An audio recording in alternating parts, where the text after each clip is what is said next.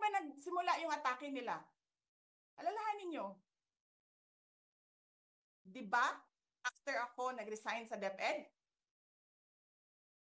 Kailan ba nagsimula yung pambabastos nila? Last year. After that meeting with the Makabayan Bloc and Martin Romualdez. They started destroying my name, pummeling me in the media with a multi-million PR campaign. Pinastos pa nila ako ng mga pagsisinungaling nila na kesyo taksil, kesyo korap, abusado.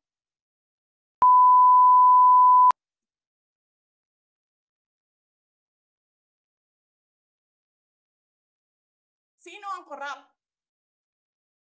Yung mga congressman na yan na nag-hearing, anong sinasabi nila? Pagkatapos, pag na-off na ang mic, pag wala ng media, pasensya na kayo ha. Kailangan kasi namin ng pera.